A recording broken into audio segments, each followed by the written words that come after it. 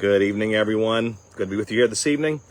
Just wanted to talk with a few of you, men especially, getting their kids ready for their first day of school. Those who've already sent their kids off to school, and just kind of an encouragement to anyone that's walking through grief. So for the men, especially the guys that I've been talking to, I've had 13 guys talk to me this week, all with younger children and prepping to get their kids ready for school. So I want to thank the guys that are out there for just letting them know, like you did it, like seriously, like it's been a big task. And other ones of you are out tonight, like late at night, and you're at Walmart and you're at Target and you're frantically trying to find the last few things. I want to encourage you guys to just keep pressing on. For the guys that are out there, you have packed lunches, maybe not a job that was normal for you. You bought lunch items that you weren't used to doing. You fixed breakfast. You found the correct size shoe for the multitude of children that you had.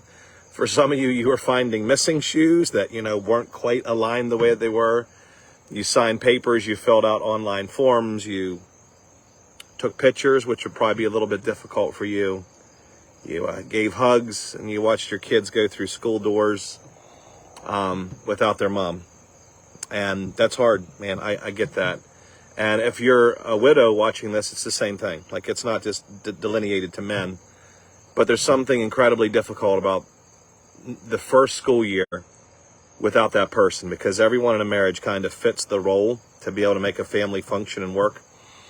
And that absence of that person, that amputation of that person, is felt at all times. But I think especially during the beginning of the school year, especially for a lot of the guys and some of the women that I've been chatting with, it's their first time doing this. So they're balancing grief and loss, the weight of their own children and the grief they're going through, and trying to get some monumental tasks that are getting done. And here's the thing, like when you take your kids to school, like for me, this is my second year without Tiffany taking the kids to school. Most people have no idea, like what you've done in the background. They don't understand what that moment looks like and what it feels like. They don't understand the capacity of the weight that you're bearing emotionally. And they don't realize the milestones that are surprisingly painful. Like the first day of school is supposed to be one of those big celebratory moments where it's like, woo, all the lights go off and all the happiness is there. But it's not. Like, so you're sitting there and like this is probably one of the ones for me. Like, you watch moms and dads come together, like they're taking off school to take their kids to school, to take their pictures and, to walk them to their classrooms and all that. And you're automatically aware of your loss at that moment, because you see like family units, like mom, dad, kids, and you see yourself as a dad and kids, or you see yourself as a mom and kids, but you're absent of that person. And the first day of school is one of those really weighty days.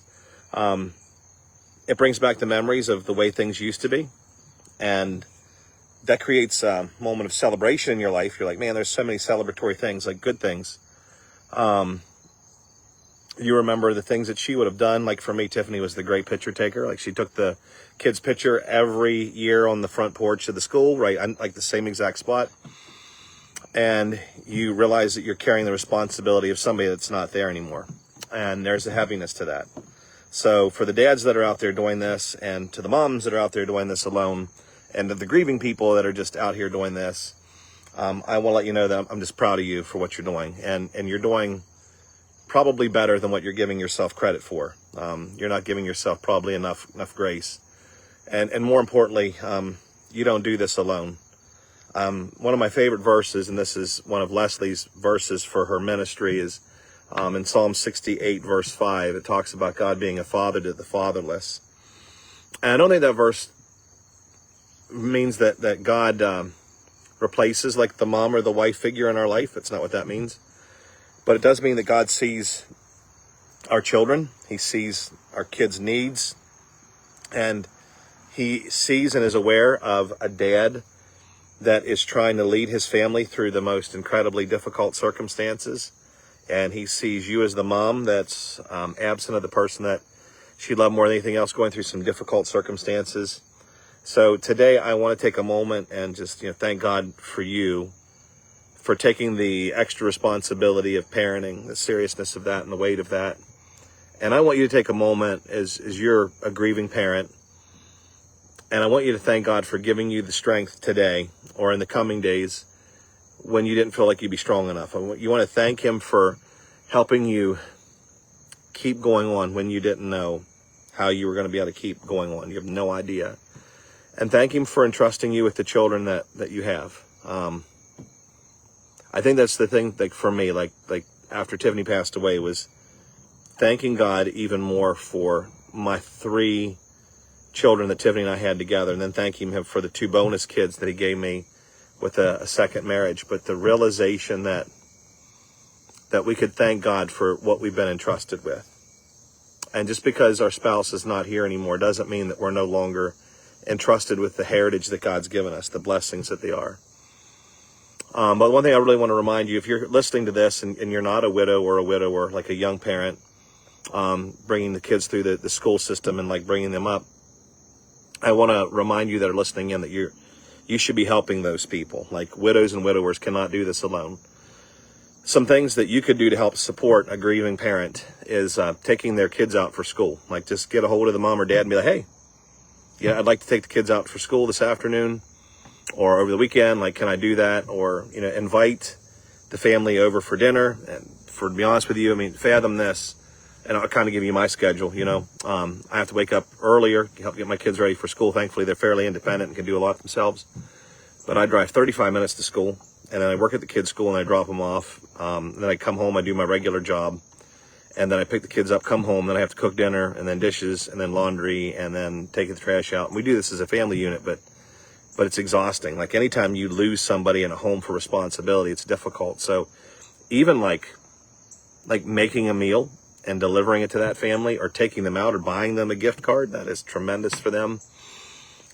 If the kids haven't gone to school yet, help that parent get some school supplies, help them with that. Take the kids out fishing if the kids like fishing. Maybe you notice their grass is getting a little tall because their responsibilities are getting big. Help mow the grass for them, weed whack the grass, offer to go grocery shopping for them. Give them a phone call, a text message, send them a card, smoke signal, whatever you have to do. And I think most of all, pray for that person. And I'm going to go stretch it a step further. Not just pray with that, not just pray for that person, but pray with that person. Because it's great whenever somebody says, I'm praying for you. But to actually pray with them, or to leave them a voice message of you praying for them, big deal. And it's your way of showing up and unburdening that person. To me, like literally bearing the burden of Christ and bearing each other's burdens and fulfilling the law of Christ, according to Galatians. So that's part of what you could do. So if you know somebody grieving, step in, like be the hands and the feet of Jesus. Do something, show that Christian encouragement. Do something that Jesus would do. Be the hands and the feet of Christ. So to every widow or widower, showing up and getting your kids ready to go to school or back to daycare or whatever it might be at this particular time, I want to let you know I'm super proud of you. Super, super proud of you. And that's not cliche. That's not like, a bumper sticker saying for you. I am very proud of you because I know it's how hard it can be. And I want to encourage you to keep pressing on, keep going forward, and know that God has not forgotten you. He hasn't forgotten your kids. He hasn't forgotten your needs. He hasn't forgotten what you're going through. And to everybody else listening in and tuning in, be the church. Be the hands and the feet of Jesus, and walk with people that are going through heavy grief and being self-aware of their emotion that they're going to be experiencing, especially like parents tomorrow that are going to be taking their kids to school, some of them for the first time without their spouse, and some of them experiencing heavier loss than you could fathom and needing a tremendous amount of grace and strength. So just thank you for tuning in tonight, guys. Really appreciate you. Thanks for being a supporter of Sons of the Shepherd. I'm so thankful that I'm able to be with you guys today. Thank you for praying for my kiddos. They had a great first day of school. Very, very thankful for that. And thankful for a God who provides all comfort, because he sent us the comfort of the Holy Spirit. And in grieving, like, you need that Holy Spirit to comfort you. So thanks for just praying for my family. Thank you for supporting Sons of the Shepherd and a great, wonderful ministry, things that God's doing in unique ways. And I'm so excited, hopeful, and incredibly optimistic for a good future that God has He's not done yet. He still has words to write, sentences to write, paragraphs to write, pages to write, chapters to write. And until he comes, pray that we be faithful. But thanks for supporting the men. Thanks for loving them. Thanks for supporting me. Keep praying. And for those of you out there that are grieving, I'm proud of you. Thanks for walking with the Lord and serving your family and sacrificing for them. God bless you guys. Have a good night.